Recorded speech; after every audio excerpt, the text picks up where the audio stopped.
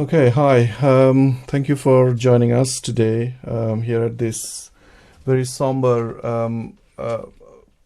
occasion because today we're not going to speak in Bengali.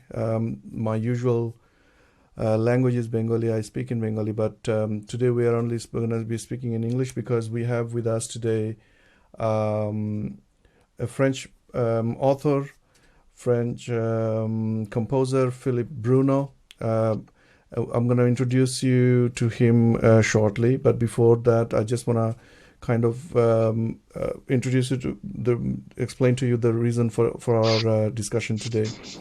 You can see here today a huge amount of atrocity has happened. Um, Yesterday, in France, in south of France, there is a city called Nice. Very nice city, very picturesque. It's a tourist attraction, and uh, it has there was a lorry that there was a celebration happening, and a lorry got on to the people, and it killed a lot of people. It has made us really sad, and people in France are really saddened because this keeps happening to them. So I'm going to introduce you to Philip. Hi, Philip. You're online now. Um, Hello. Hi. First of all, my deepest condolences to you and to the French people for this massive loss that you suffered and the attacks that you constantly keep, getting attacked for. So, if you want to slightly slowly introduce yourself for a minute. Hello. I'm just a French author composer. I've been an atheist for quite a long time, which is not something quite surprising in France. It's very common. Nevertheless, most atheists are very passive and not very vocative and about that, and most of them just don't pay attention to religious facts. Okay. Uh, on my perspective, I think religion, just like Christopher Hitchens used to say, poisons everything and slow humanity down. So I'm quite Okay. vocative about it. Thank you for that. So, if we go back slightly to this incident that happened yesterday, can you tell us more about it? What actually happened and how much you know about it? Okay, so what I heard about this event that I just discovered this morning, it's that you have to understand that 14th of July is the equivalent of 4th of July for America. It's National Day. It was the day of the revolution. So it's very important. There were fireworks all the coast and all cities in France. It's a very joyful and very gathering a lot of people to celebrate this event. So, as you said, Nice is a very nice city. It's just a paradise coast postcard. I mean, it's just the weather is very, very nice all the time. So that's why it's the city with the most retreat people in France, just like Miami, I suppose. And it obviously it's terrible because the crowd was composed with families, children, elders. I mean, it was a family event. So, this is interesting because when we heard the atrocity took place, no details were being given to us for some strange reason. They just said a lorry has crashed into people, killing dozens. It felt like in a way, the importance was trying to be somebody was trying to reduce the importance and the gravity of the situation by creating confusion about the numbers, and also it took them a long time to actually bring the bring out or announce the name of the individual and who what actually happened and what he was doing. Why is that, do you think?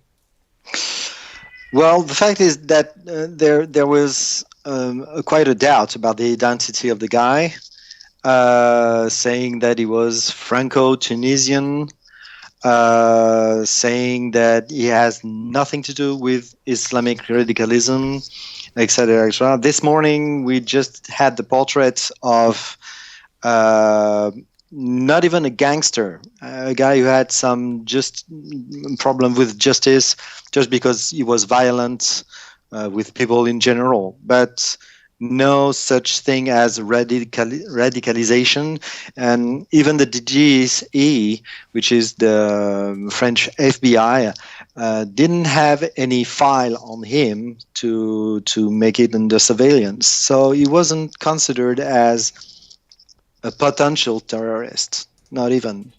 Well, apparently he was known to people, known to the police. So that means they somehow, surveilled him, or he was some sort of a person of interest. But why these sort of people are allowed to acquire arms and ammunition is beyond me. And this is obviously not the first attack that has happened in France. We had the massacre in Charlie Hebdo, and then we had the massacre in Bataclan, right? So, Mm-hmm. and these things continues to happen. And why France? Why do you think France is always the target of such atrocities?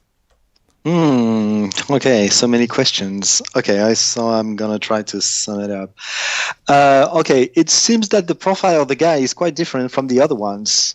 For once, we have a real lone wolf. And he was known from the police, but only for violence and like being like a little jerk or a little thug, not being like a guy who wants to go to Syria or to join Daesh. So his profile doesn't fit really with the terrorism thing. On the other hand, that's what he's been doing. In fact, he didn't shoot on the crowd. He just, if I may say, just he ran over people, but he didn't have any weapon but a single very slight little pistol, and he shot some bullets at the police and was killed. All the weapons he had in the lorry were fake ones. The Really? So those grenades, were yeah, fake weapons. fake weapons. So this is calling, so that is very strange, because if he had some real weapons, he would have shoot people everywhere all the time. I mean, he would have empty his magazines. That he didn't do because the grenades were ineffective and the guns were just bad made copies. I mean, fake like toys, you know. So this is asking some question: was that guy really a terrorist, or was he just nuts? It's I mean, psychologically deprived, and yeah, then he just felt yeah, like, yeah. And because he's Franco and Tunisian ascendants, well, obviously he must be Muslim, so obviously he must be a terrorist. But maybe he's just a stupid guy. For now, we don't know. We don't really have any information that leads us to think that he was the armed hand of a terrorist cell. You as you can know? see, I'm showing a picture now, and the windshield of that lorry is completely perforated so many times because those are bullet holes. That means the French police must have shot him Yeah, they did. to death Yeah, they to make did. sure that he doesn't cause more damage. He's already killed, I think, up till now around 73 people. Is that the right figure? No, 84. Goodness, it's gone up. Okay. And there So are 17 people in the hospital, and their state is very preoccupying. So the figures could go up more.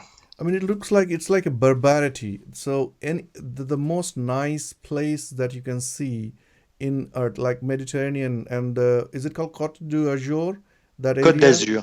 Côte yeah. d'Azur. And that area is completely, the water is so nice and tranquil, and people go there to have a peaceful time. And they're introducing the barbarity to the center of that piece. I mean, that area to me, it feels like when I was there a few years ago, I was so mesmerized, and I wish I could go there every year. but it feels like the best, nice looking place in the world, and then this atrocity happens, and I'm sure Nice will never be like this after that. I don't know because, for example, Nice is the city in France which has the more CCTV cameras, showing that okay, so we've been able to retrace what was the way he got there, but it didn't prevent anything, you know. And we are under a state of emergency, meaning that was a gathering even for regular 14th of July. You have security, you have policemen, you have municipal police, you have national police, you have the gendarmes, you have the gendarmerie, which is the army basically. And none of those guys were able to stop a 15 tons lorry for 2 kilometers. So Okay, hang on so one second. they're supposed we are supposed to be in a state here in France where the military and the police is armed to the teeth and supposed to be able to respond to any terrorist attacks within seconds. So I don't understand. I mean, you're saying the police detected that lorry was heading towards people in full speed for 2 kilometers, and they did not able to stop it. Is that what you're saying? That's just a fact. It was able to pass the blocking and to run over people for 2 kilometers. My goodness. That is unbelievable. I'm This actually is slightly unbelievable. behind because I did not understand read all the facts because I was working up until like 15 minutes ago. I'm really sorry to hear that. And so this is quite interesting because this is obviously a new thing because so far the terrorist I have seen has been causing their atrocities using some sort of arms, ammunition, machete. But right now they're using a civilian, utensil, I should say, or a tool to cause this damage, similar Well, to what the the, 9/11, yeah, was people did. planes. They used planes on 9/11, so it's not new. It's just a different way of turning transports something into a weapon. But anything can be a weapon. Anything can be a weapon if you really want to kill someone. A hammer can be a weapon. Anything, stairs. If you want So to. this question will come to us quite a lot. Is that how how do we actually then stop this sort of behavior? Um, Well, the first thing is that we have to understand if this guy was really a terrorist or just under a psychological state that was like some sort of suicide or whatever. For now, with the elements I have as a French guy who is in a state of emergency state and whatever, I'm very curious to see what would be the analysis of his profile. He wasn't under the scope of the DGSE, so he wasn't considered as a threat, at least in that domain.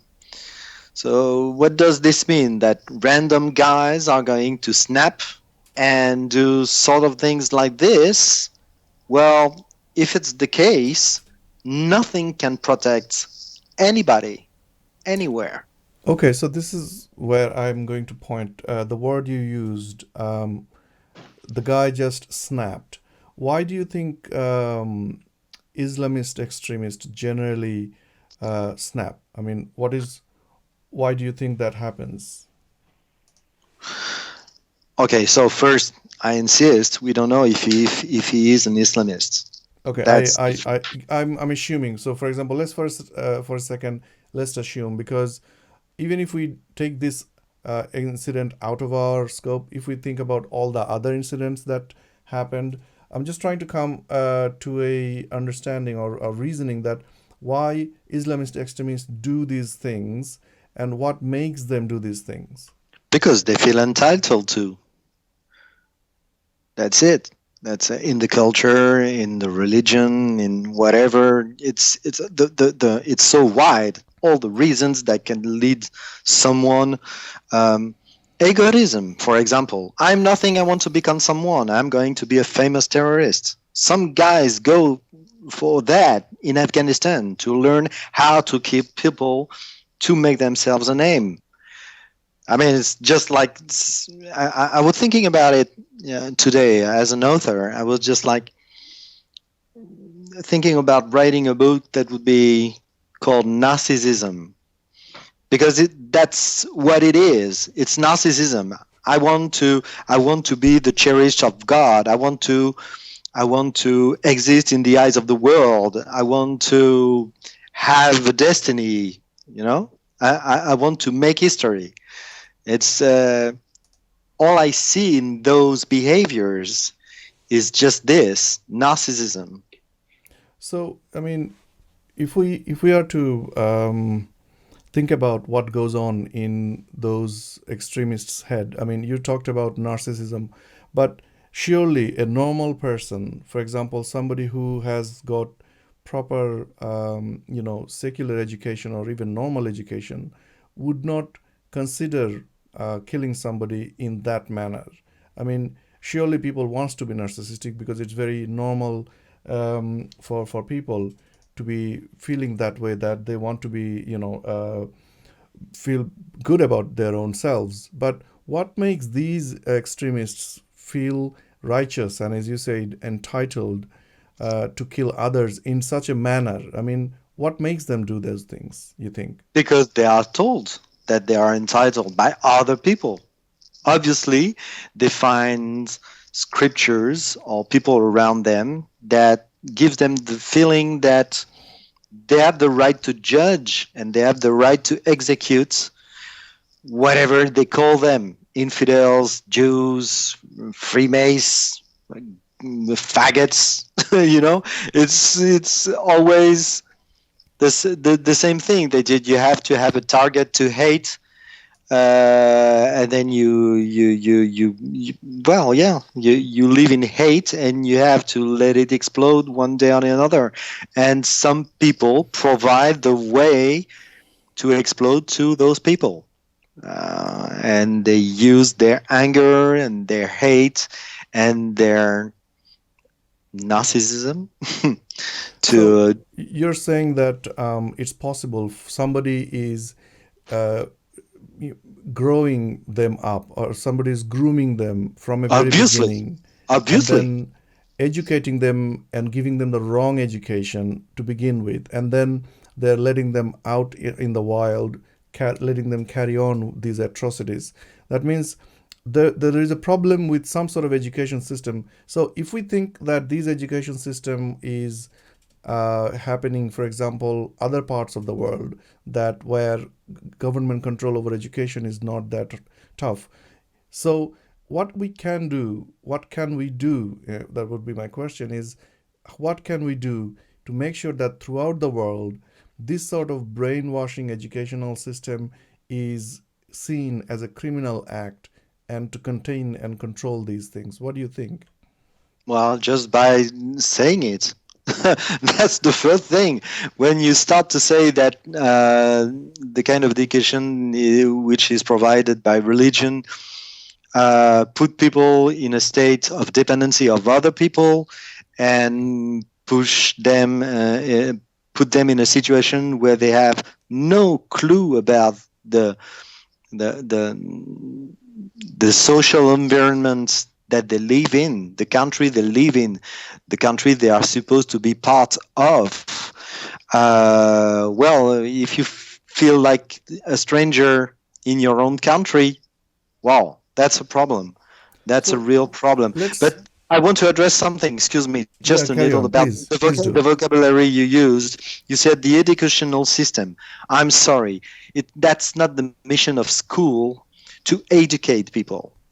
The mission of school is to instruct people. Education comes from the rest of society outside school. It's the family, it's the neighborhood, it's the cultural environment, it's anything. transportation, advertisement, television, whatever. But the internet too now, because it's one of the main problem is that those people, a lot of people, don't have the education. They don't know how to verify the sources. So there have been presented movies and clips and arguments, false arguments about the world and the way the world is working, and they have this mental misrepresentation of the world, and they think they are going to correct it because they see themselves as the righteous. I see. So the problem, I mean, definitely, you gave me some food for thought that it's not on, because so far my understanding was that yes, parents can obviously say things to their children, but I thought it's the school or the education that they get in the school could potentially help them become secular. But for example, in France, obviously a lot of Muslim children goes to secular school, yet they can become radicalized, is because whatever they learn in the school get overturned when they come home and when they get other type of education. Is that what you're saying? Yeah, there is a new phenomenon that we have, and that Richard Dawkins pointed out in the UK too, is that when you go in a class and you talk about evolution, the simple fact of evolution, this is not an hypothesis. This is not a guess. This is not. It's a a fucking scientific fact. And people are arguing about it. You have 8-year-olds yelling at the professor saying, liar, liar, liar. The Quran, that now it's the Quran that is most, because you don't hear Christian or Catholics or Jews saying that sort of things, very few of them. But in secular schools, you have children yelling at their teacher saying that evolution is a lie. I mean, how can you fight that without saying religion is bullshit? But for like last 30 years, we have been in a political correctness that was just like, let people believe what they want to believe. It has no impact on society. It's not a problem.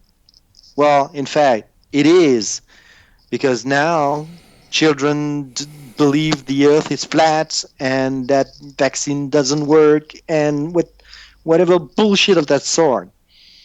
And one of the founding pillars of France is science. This idea that science is not going to address any problem, but some sort of solution can be found in science. And there is now this defiance regarding science, and an uprising of belief system of any sort. It can be astrology, it can be whatever, numerology, I don't know, or graphology or stupid things like this. Anything And anything other than scientific way of thinking is yeah, being pampered by, for some reason, the state machineries all over the world. yeah, I mean, it's crazy. It's like when you're saying the words scientific fact, you are looked as um, I don't know, somebody who has only one point of view on the world and doesn't want to have an open mind, and you're close-minded because you call out for science to have any reason or explanations or questions, and saying, I don't know, let's find out. It's just like, no, people want answers, straight, simple answers.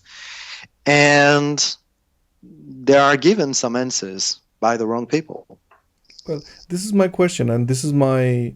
Uh, I'm baffled by this all the time, and I'm sure people like me and like you are always baffled by this sort of monstrous stupidity that are being pampered. And surely the social psychologists and people who monitor people's mindset in the world are aware of this, and lots of research that continues to happen about the migrant communities in the European states and how to integrate them. But for some reason, some very strange reason, the state machinery and the native people and the local people have never been able to integrate with them from a cultural level. Economically, financially, yes, maybe, but not from a assimilation point of view. And this wall, I think, has caused this friction. And obviously, the migrant communities are now unified by the Saudis under their Wahhabism, and then they're given lots of resource, lots of money, and lots of false ideas, which continues to, uh, I think, stem or root these atrocities that continues to happen. Yeah, absolutely. We have the proof that the Qataris, for example, and the Saudis are uh, paying for mosque in the Parisian suburb or the Lyon suburb or in Bordeaux and Marseille too. And the problem is that you have an uprising of private schools. And the last report about the private schools and the Muslim private schools, well, the inspectors were not allowed to ask questions to the pupils.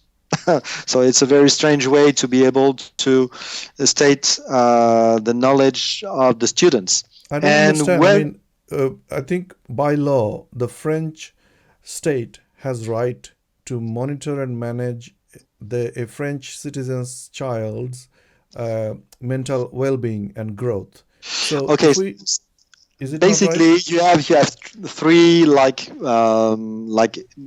perhaps three different type of schools. You have the public schools, which are the secular ones, absolutely free, whatever, etc. You have under contract, meaning that private schools, but they have to apply the program of the state, the educational program. So when they go out, they can address all the exams, and etc., etc., and they follow exactly the same courses. And you have the free ones. Oh, because by law, you're obliged to give an education and instruction to your child, but it doesn't state that you have to give the French state's education. you know, so basically, To you give an can, as education. long as you teach things to your child, you're entitled to teach stupid and false things to your child. And that's very new. It's been like for 30 years.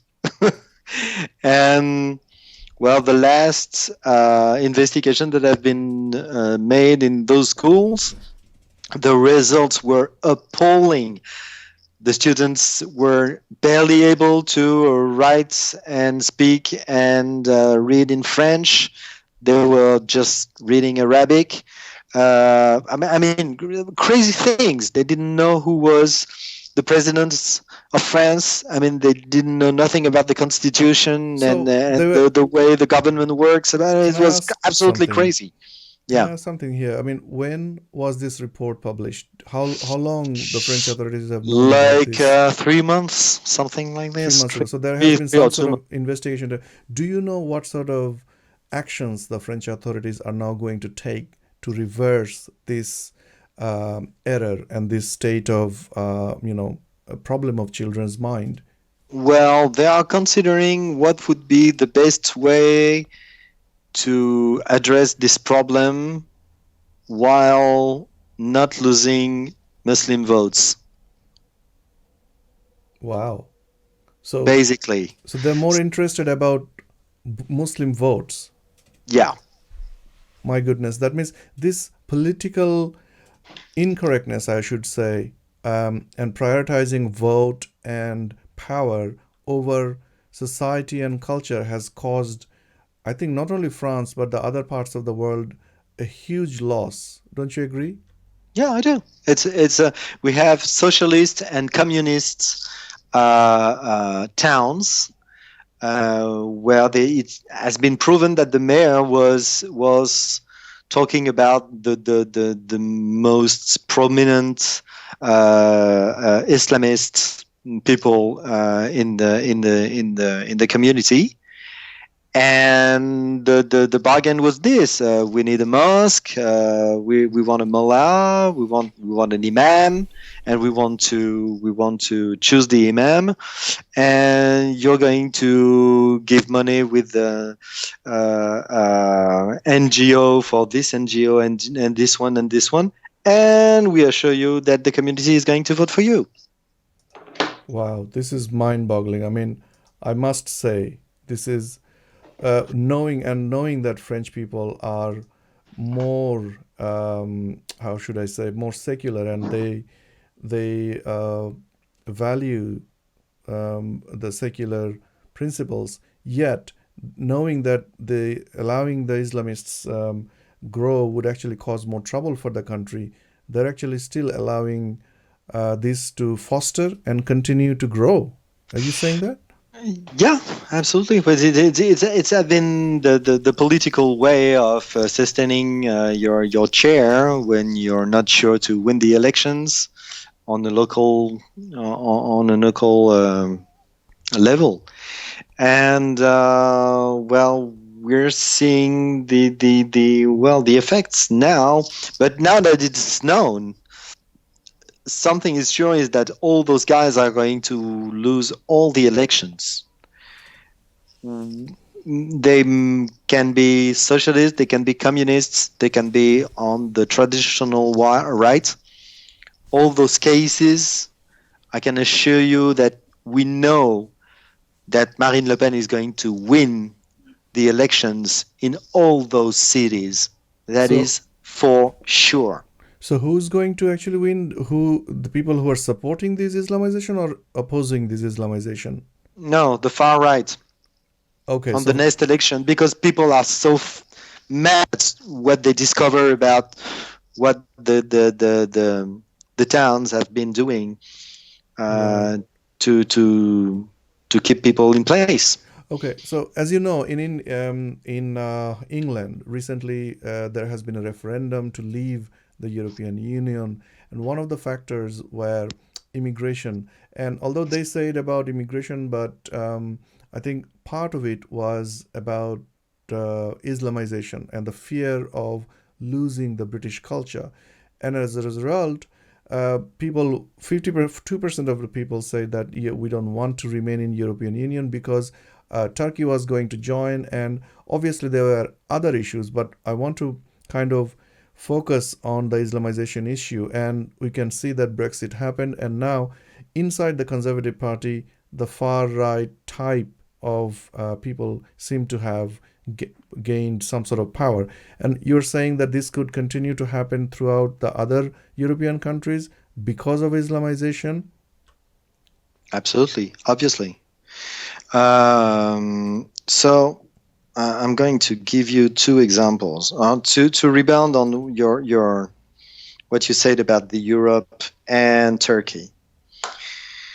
There have been a lot of polls about the views of the French regarding the introduction of Turkey within the European Union.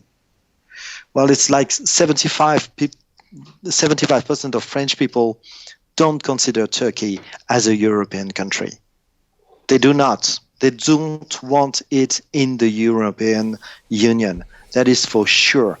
Because they know that in principle it's a secular country, but we know what's happening.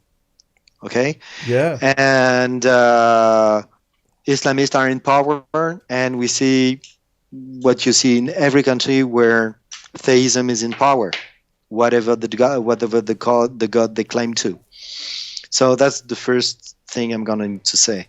The second thing is that, so 10 years ago, I lost my papers. So I have to do my papers, my paperwork, etc., etc. And my driving license, I have to ask for it in the prefecture. So I go to the prefecture. So we're in, okay, you have to understand that you have the president, you have the ministers Okay, and Yeah. just and you have different regions in France. Okay, like 77, and each region is led by a prefect. So it's the direct link between the region and the others coming from Paris. I mean, it's absolutely direct. So in the prefecture, that's where the French states give you uh, birth certificates and etc. and etc. etc. Right. Okay, so it's very very official. Right. Government documents mostly. Yeah, absolutely. So there is this law in France that is stating that you're not allowed to wear the hijab. You're supposed to show your face in public. Okay? Yeah. We're not saying anything about the veil. The veil is forbidden if you have a function. For example, if you're a police officer and you're sick, where in France you're not going to wear your turban. No, that's not allowed because you are representing France, and France is a secular state. So you're not supposed to wear any distinguishable religious item. Okay? Okay. Yeah. A sign or cloth. And in the prefecture, I saw this woman who was obviously asking for papers to stay in France. And she was wearing the whole thing, The full niqab thing. the full niqab thing. The only thing is that instead of having the tissue on her face, the black one, she was wearing that, hygiene mask that you wear when you're Japanese and you don't want Yeah. to, Yeah. Yeah. you For air don't want to get, pollution. yeah. You see? And we all know it's a fake thing. She's replacing something with something else in order to turn around the law. And she's in the fucking prefecture. And she's not even arrested, but even questioned or asked to remove this. And we're at the very core of a public French state building. I mean, it's outrageous. It's mind-boggling. I And mean, I can't yeah, believe you that can was allowed. understand why some French people saying kick them out, whatever they means, you know. And that's the problem because people are enraged with this and the cowardice of the state. And it becomes at the head. You know what you say, when the fish is rotting, it starts at the end. Well, Yes. that's what's happening to French secular system. But I have to say, I mean, France used to be the foremost, I should say, the torchbearer in the world for secular values. Historically, over almost 600 years, we have seen France do magic for the rest of the world. You know, the Bastille thing that you mentioned earlier, and all the other progressive forces that comes out of France. Now, if the head of the French state is rotting from the core, and we have this Middle East and Saudi Arabia and Qatar very strong with their money, and we haven't started speaking about this. For now, because they can be bankrupt in like 2 or 3 years, and that would be very interesting. I Plus the green revolution can really change the odds on Those are this. possibilities, but the facts remains at this moment that they have Yeah, unlimited amount of wealth under the sand, the oil. absolutely, And the absolutely. fact remains that we still need the oil. We have not come up with a viable alternative so that we can move away from oil. Mm. So if those two facts are the remaining, and within France, which is kind of the, in my view, I'm from Bangladesh, although I live in England, we see France as kind of the pinnacle of those secular values. And if the France is decaying the way you described, it's really, really a cause for concern for the rest of the whole world. That's my opinion. Okay, so that's the elite. That's the financial elite. That's the political elite. They always work on compromission. Okay, they don't have. Well, what's the most valuable way to gain money or whatever? Okay, so I have to shake this hand. Well, I shake this hand even if it's fucking dirty and with blood on it. I don't care. I'm going to have more money or more power. And that's the logical way. Um, well, the people is not like this. That's just the political and the financial elite. And everywhere I look, and all the things I hear around me from very reasonable people is that, well, if it's not the far right that gain power, um, there might be a real second revolution in France. Really, really. I'm dead serious when I'm saying that. As it's just like I don't want to see this because it's going to be it's So going to be dirty. another Bastille can happen. Well, with the new uh, with the new ways and the new weapons and the things like that, and all the power that you can have with just an AK-47, I'm afraid the Bastille would be seen and the terror would be seen as a joke regarding what's could happen. And that's not it's not by chance that France is in a state of emergency for so long, because the army and the DGSE, which is the interior surveillance of the territory, is aware that riots are on the edge, and not riots from far from black suburban or Arabic or whatever. As white folks in the country, in major towns, are really ready to So fight. so the French people are fuming in Yeah, anger, and they yeah, have been doing so for the absolutely. last few years. So you're saying that this could potentially burst out and could become a bloodbath of some sort, or a revolution, Well, as you said. yeah, because I don't know if you're aware of what happened with this workload that the government is trying to impose on the people. Sorry, Um, what? I'm not aware. Work what? okay, that's why France was on strike just before the Euro of football. Perhaps you heard about that. There were major strikes in France. No, sorry, I'm Oh, sounding okay. very ignorant here. So here in France, everybody is saying that the whole world is looking at us as lazy, lazy people who doesn't work, never worked, and are always on strike, and etc. I'm very pleased to see that you're not even aware that half of France was blocked just before the Euro. No trains, no planes, no food, Well, in no. my defense, I could say for the last 2 weeks in England, we were watching the biggest show of century. The whole England was going through Brexit.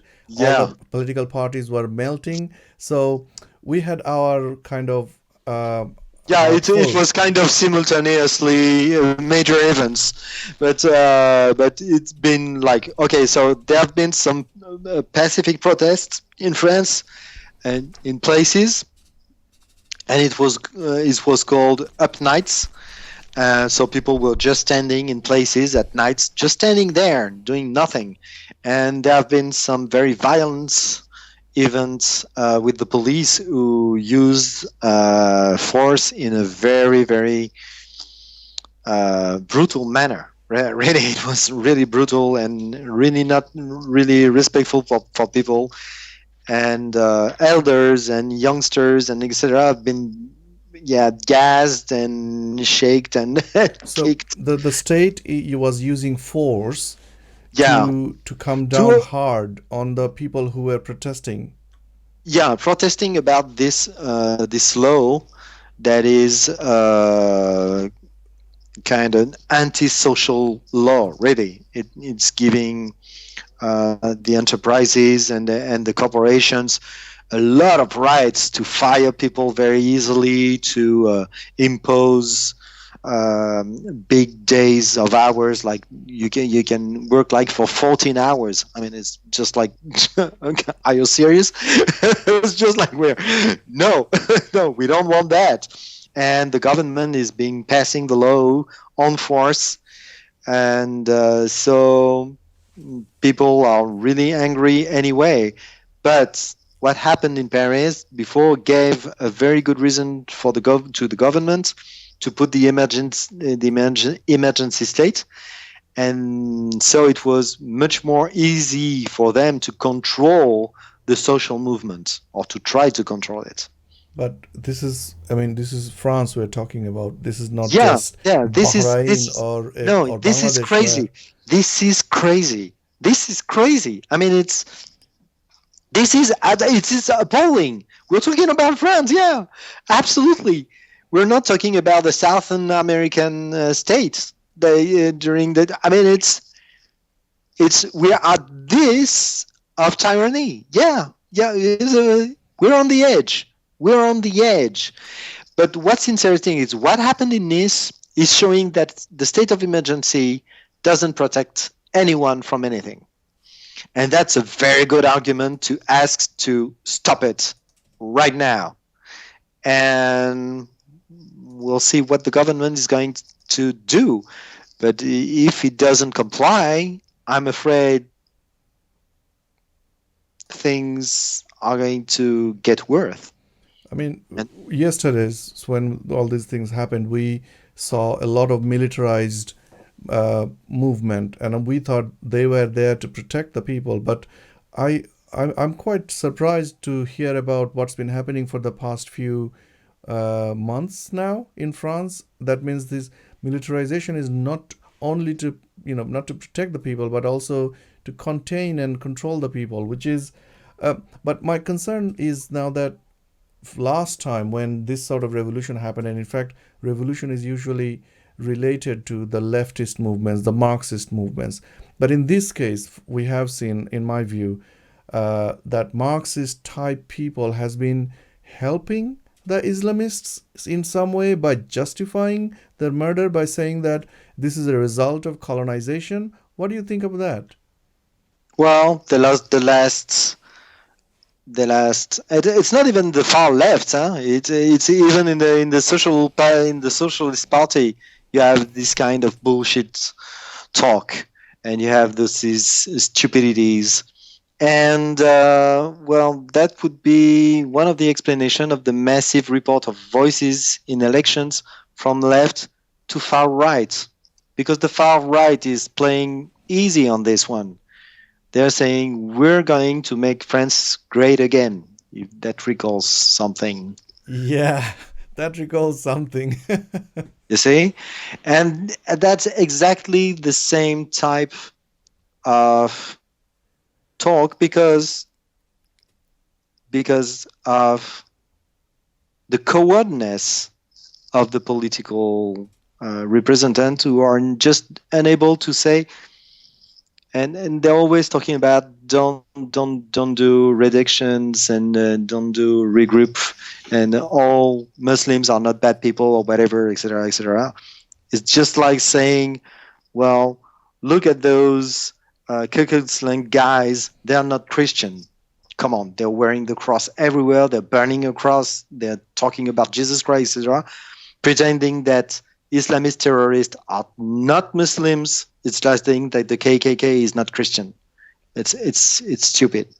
It It is doesn't stupid. fit. But let's talk about the far right for a second, because when you said about Christians, do you think the far right that is rising, for example, in UK, in the USA as well, uh, through I think Donald Trump and his kind, and also I heard France as well, and I'm sure the same is continuing to happen to other European countries. Do you think this is like a Christian versus Muslim or Islam, No, discourse that is happening here? well, in France, absolutely not. It's the working class against the lazy guys. It's, it's the working class saying they've been stealing our jobs and now they want to impose their way of living. No way. And that's it. It's just this. They're fed up to see veils. They're fed up to see hijabs.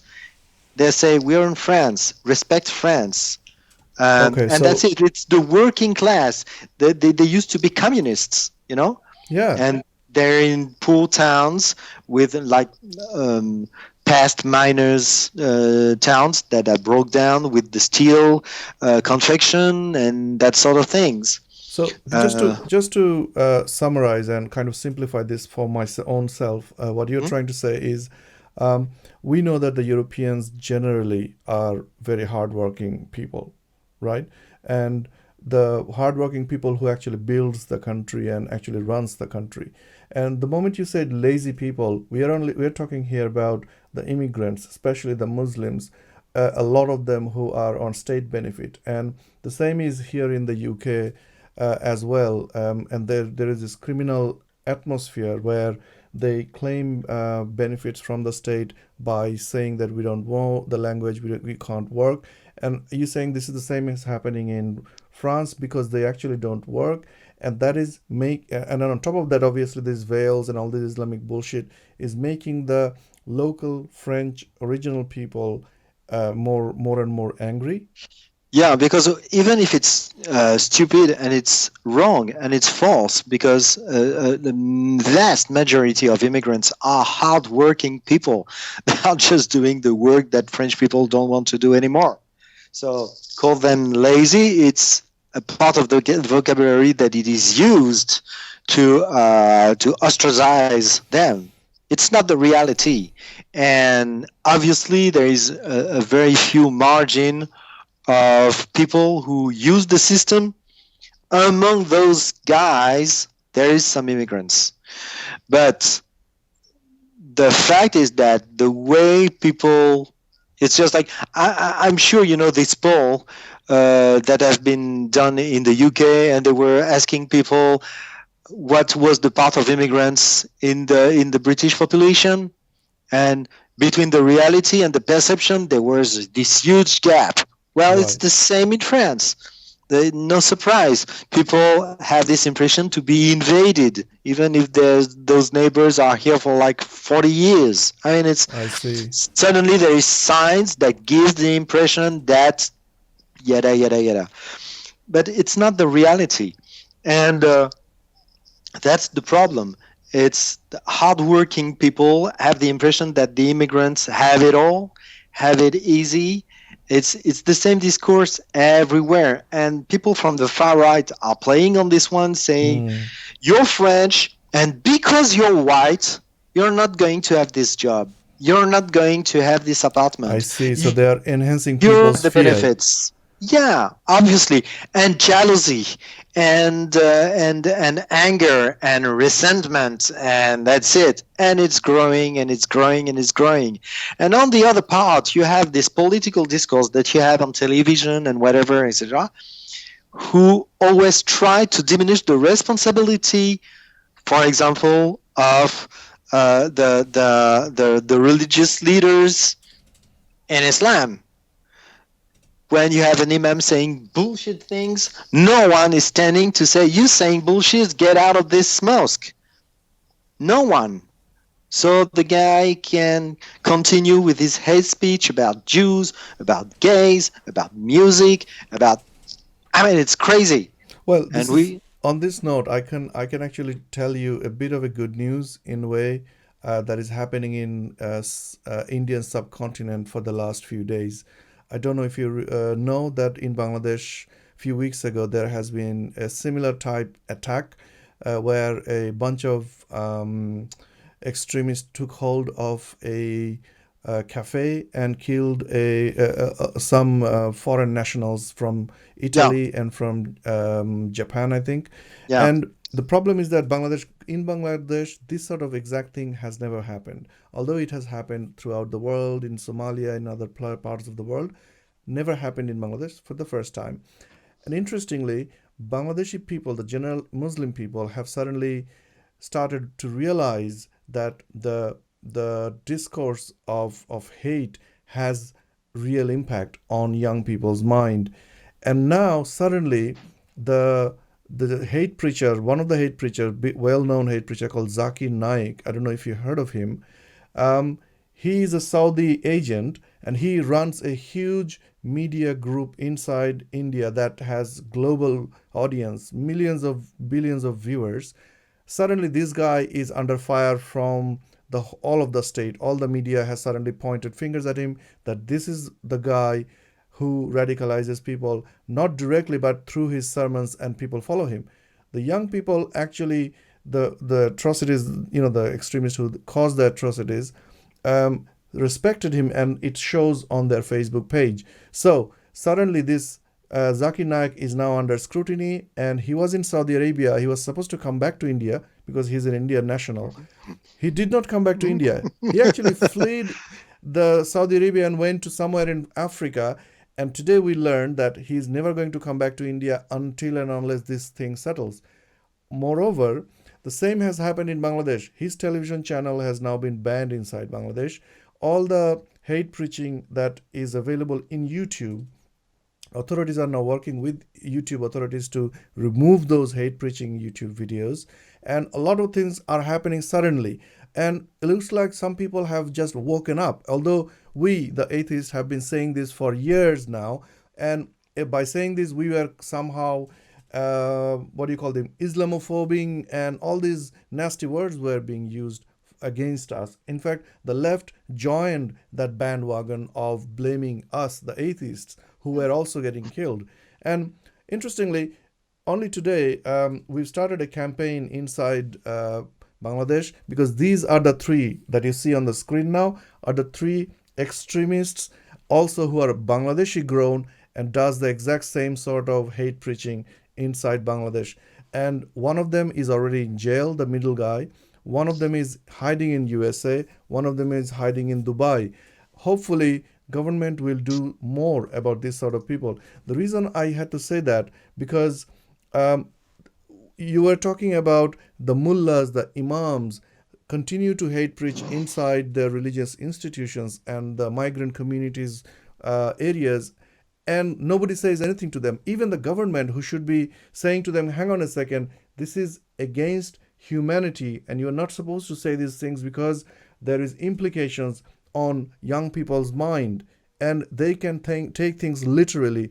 Not only the young people, in fact, a lot of old people also take these things literally, because these mullahs use those hate preaching connecting to their God. That means they're using a very vicious connection inside people's brains, connecting to the afterlife, to the God, and what sort of damage they can do in the world right now. And I have a feeling the person who was driving this lorry yesterday, who got shot and who was being mad, I have a feeling he may have been radicalized in a similar way.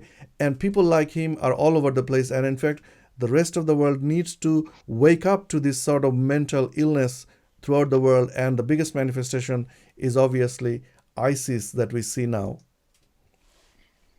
Yeah, I kind of share all you said. It's so obvious. I mean, it's how can you expect people to be at peace when everything they hear in their surrounding, when they go to the mosque, when they talk, when they look at the internet, etc., is hate. And yeah, it's appalling, but there's nothing much we can. Well, the reason I said I showed you the example of what's happening in Bangladesh is because I think for Bangladeshis, the country is majority Muslim, and that means we know what is what. That means the government stand is that Bangladesh will never leave Islam. The Islam will always be there, but there are versions of Islam. There is softer versions, and there are radical version of it. They say that we don't accept the radical version. Or at least the general people are saying Bangladesh is a hugely densely populated country, 170 million people in a very small space of land, and what they're saying that you can't implant this sort of hate inside Bangladesh. You can obviously radicalize some people and cause a lot of death there by doing so, but you should be now controlling the hate preaching. And in fact, I think last weekend, the Friday, there is a sermon happens called Zuma. It's the main event of the of the week, religion-wise. For example, the Sunday service is a Christian main event for a week. In Muslim world, the Friday event is the main event. And in Bangladesh, all the mosques, the imams have been instructed to talk against radicalism, because that has not been happening before. That means government is taking more and more actions and instructing the imams and containing and controlling their narrative. I think this is something the Europe needs to come up with and needs to do more and more, because otherwise the generation that you have lost will continue to be lost, and the more and more generation will become more and more radicalized if their parents are already heavily radicalized. Yeah, I hear you. Really little problem.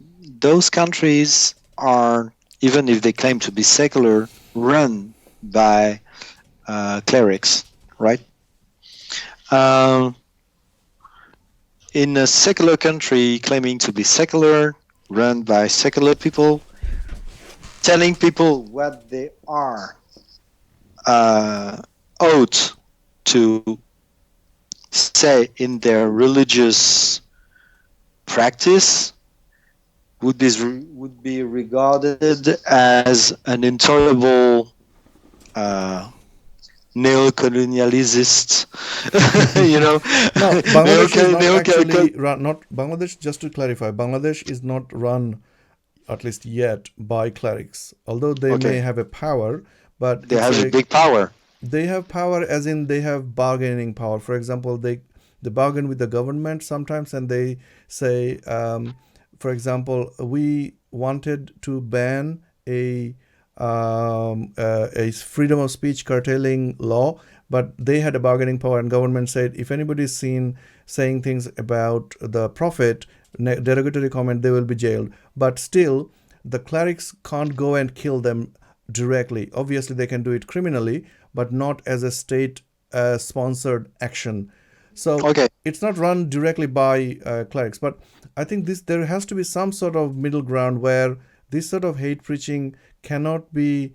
There has to the message of religion has to be contained and controlled. That is what I'm trying to get to. Is that if you don't that was the main point of the law of 1901, saying that there's a separation between church and state, and what is regarding religious practice must be private. But you're talking about states' involvement in religion. However, I'm talking about the mullahs and the people who do the sermon, and they do radicalize people's mind. I think this is a uncharted territory. At least no direct discussion has happened in this particular territory. Maybe, well, I'm not an expert, but it's from my point of view, from a very layman's point of view, I think something must be done to contain further radicalization of young people. Yeah, sure, obviously, and it goes through the instruction and the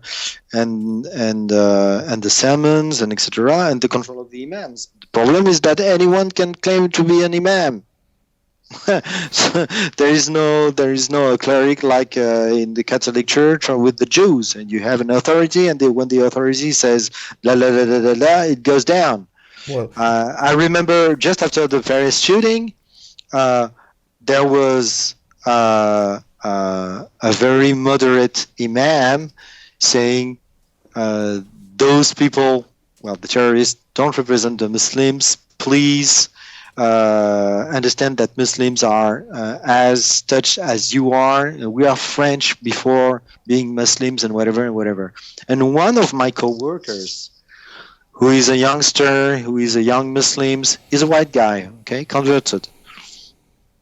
And he put on Facebook an intervention then saying, this guy doesn't represent Islam. So the moderate imams are seen as enemies and pawns of the government to diminish Islam and to corrupt Islam. Yeah, we have that same sort of defense by the radicals. They call them Darbari Alam. That means the Alems who belong to the Darbar, as in to the state. So this is their way of defending, but there is no sure fine way of defining Islam, is it? I mean, Wahhabis claim it's Islam, their Islam. Sunnis claim it's their Islam. Everybody says their Islam, but which Islam is less contradictory to the rest of the world? I think that is the Islam that should have been pampered, but we are seeing the opposite. Yeah, sure. But it's always the problem. It's the most vocative that are heard by the governments. So it's always the radical ones that are heard, and not the quiet majority. But as I recall, I've seen a discussion about the quiet majority, and the quiet majority didn't prevent the communism, didn't prevent the Nazi to take over, didn't prevent the fascists to take over. Will this time the vast majority be able to prevent the green fascism to take over?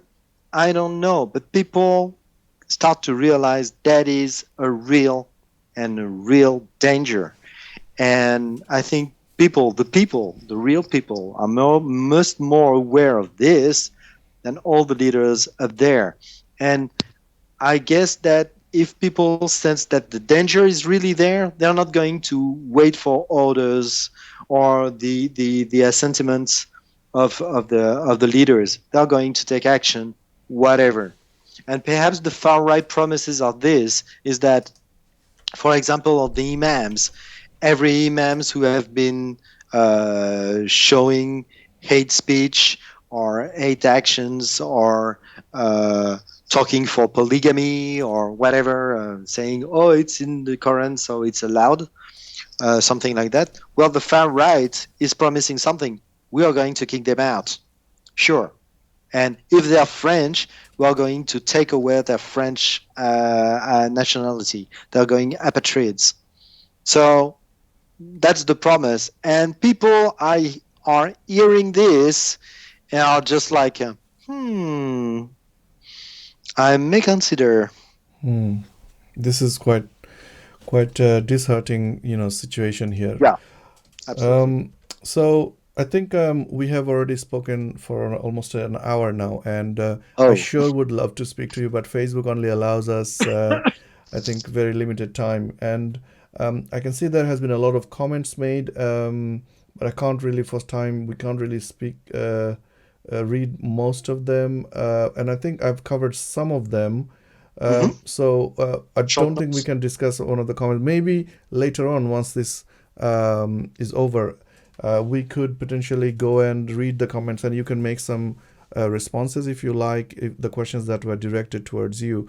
I would like to thank Atheist Republic for sponsoring this talk today and sharing it on their page. I can see a lot of people have joined us because Atheist Republic has shared the post.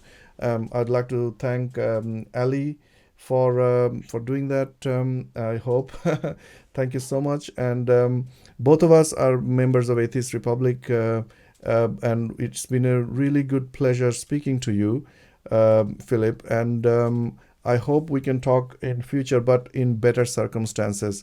What has happened in France, I really hope stops, but I fear that it may not stop in future. And this sort of thing could continue to happen. It would topple a lot of things throughout Europe, and we are seeing a terraform of Europe happening in front of our eyes, yet we have no control to actually stop these things. I don't know when this is going to stop or where this is going to go and settle, but this is not definitely going to the right way. This is my observation and statement.